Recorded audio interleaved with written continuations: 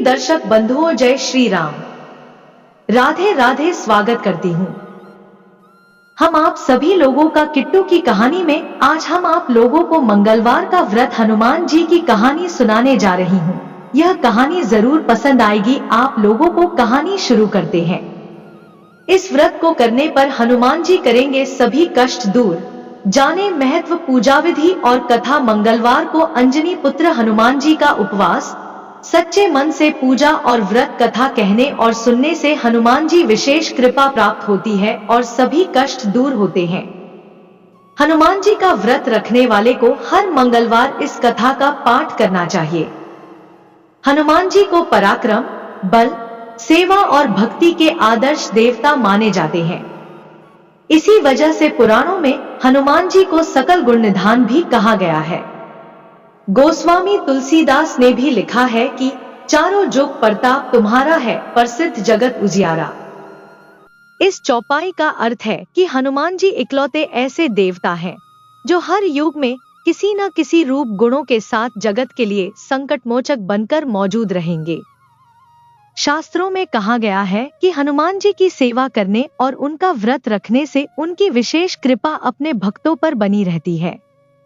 जानिए मंगलवार की व्रत कथा और पूजन विधि।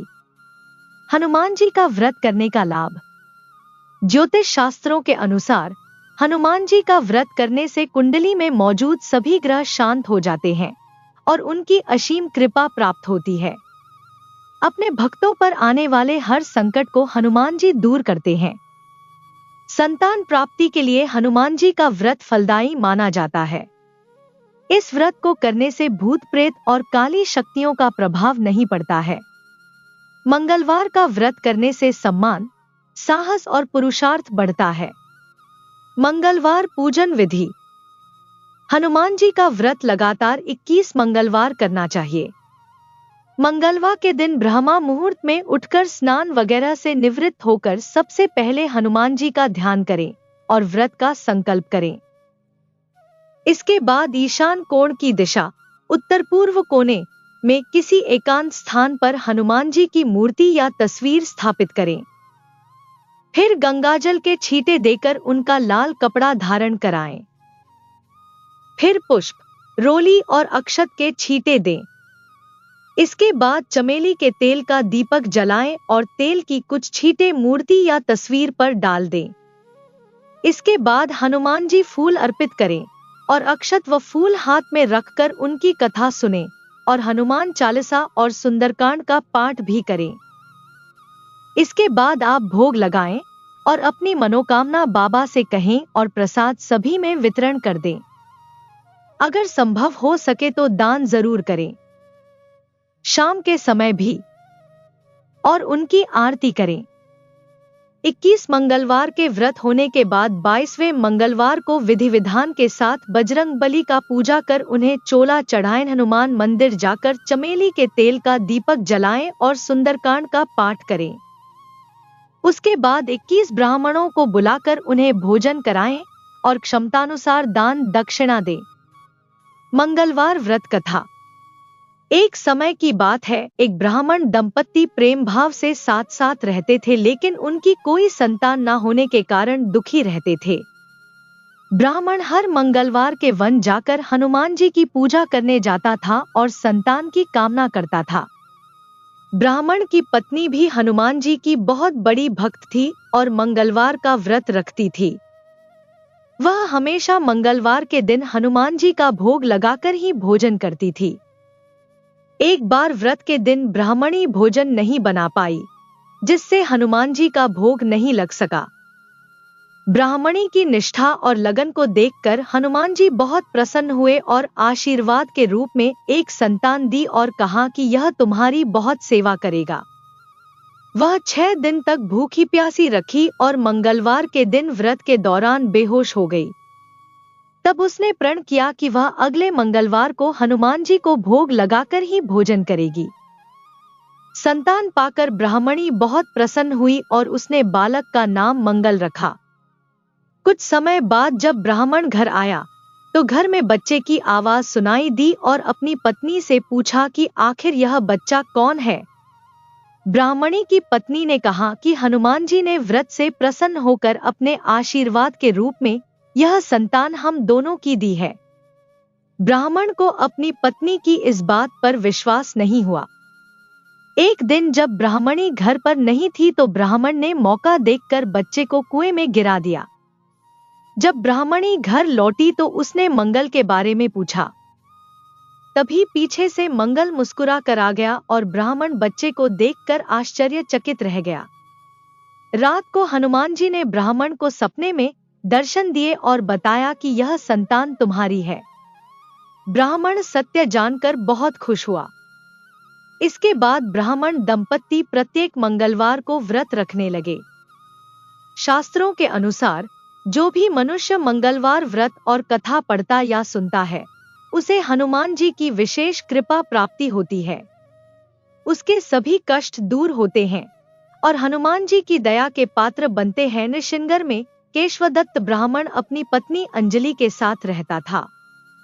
केशवदत्त के घर में धन संपत्ति की कोई कमी नहीं थी। नगर में सभी केशवदत्त का सम्मान करते थे, लेकिन केशवदत्त संतान नहीं होने से बहुत चिंतित रहता था। दोनों पति पत्नी प्रति मंगलवार को हनुमान जी की पूजा करते थे। तभी पीछे से मंगल मुस्कुरा कर आ गया और ब्राह्मण बच्चे को देखकर आश्चर्यचकित रह गया। रात को हनुमान जी ने ब्राह्मण को सपने में दर्शन दिए और बताया कि यह संतान तुम्हारी है। ब्राह्मण सत्य जानकर बहुत खुश हुआ। इसके बाद ब्राह्मण दंपत्ति प्रत्येक मंगलवार को व्रत रखने लगे। शास्त्रों के अनुसार जो भी मनुष्य मंगलवार व्रत और कथा पढ़ता या सुनता है उसे हनुमान जी की विशेष कृपा प्राप्ति होती है। उसके सभी कष्ट दूर होते हैं और हनुमान जी की दया के पात्र बनते हैं। नृसिंगर में केशवदत्त ब्राह्मण अपनी पत्नी अंजलि के साथ रहता था। केशवदत्त के घर में धन संपत्ति की कोई कमी नहीं थी। नगर में सभी केशवदत्त का सम्मान करते थे, लेकिन केशवदत्त संतान नहीं होने से बहुत चिंतित रहता था। दोनों पति पत्नी प्रति मंगलवार को हनुमान जी की पूजा करते थे। विधिवत मंगलवार का व्रत करते हुए कई वर्ष बीत गए। ब्राह्मण बहुत निराश हो गया, लेकिन उसने व्रत करना नहीं छोड़ा। कुछ दिनों के बाद केशवदत्त हनुमान जी की पूजा करने के लिए जंगल में चला गया। उसकी पत्नी अंजलि घर में रहकर मंगलवार का व्रत करने लगी। दोनों पति पत्नी पुत्र प्राप्ति के लिए मंगलवार का विधिवत व्रत करने लगे। अंजलि ने अगले मंगलवार को व्रत किया, लेकिन किसी कारणवश उस दिन अंजलि हनुमान जी को भोग नहीं लगा सकी और उस दिन वह सूर्यास्त के बाद भूखी ही सो गई। अगले मंगलवार को हनुमान जी को भोग लगाए बिना उसने भोजन नहीं करने का प्रण कर लिया। 6 दिन तक अंजलि भूखी प्यासी रही। 7वें दिन मंगलवार को अंजलि ने हनुमान जी की पूजा की, लेकिन तभी भूख प्यास के कारण अंजलि बेहोश हो गई। हनुमान जी ने उसे स्वप्न में दर्शन देते हुए कहा, उठो पुत्री, मैं तुम्हारी पूजा पाठ से बहुत प्रसन्न हूं।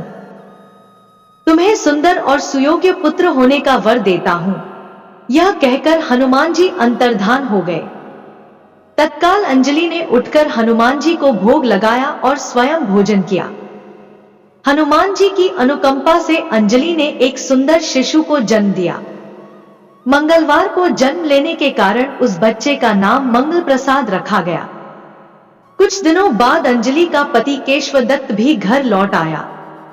उसने मंगल को देखा तो अंजलि से पूछा, यह सुंदर बच्चा किसका है?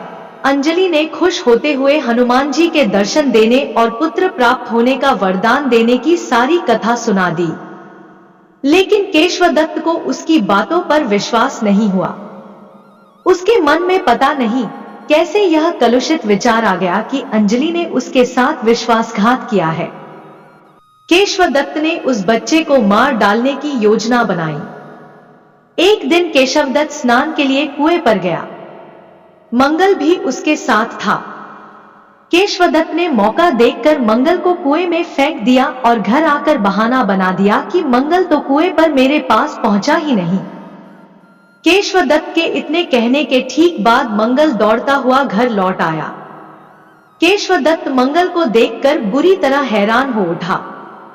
उसी रात हनुमान जी ने केशवदत्त को स्वप्न में दर्शन देते हुए कहा, तुम दोनों के मंगलवार के व्रत करने से प्रसन्न होकर पुत्र जन्म का वर मैंने दिया था, फिर तुम अपनी पत्नी पर शक क्यों करते हो? उसी समय केशवदत्त ने अंजलि को जगाकर उससे क्षमा मांगते हुए स्वप्न में हनुमान जी के दर्शन देने की सारी कहानी सुनाई। केशवदत्त ने अपने बेटे को हृदय से लगाकर बहुत प्यार किया।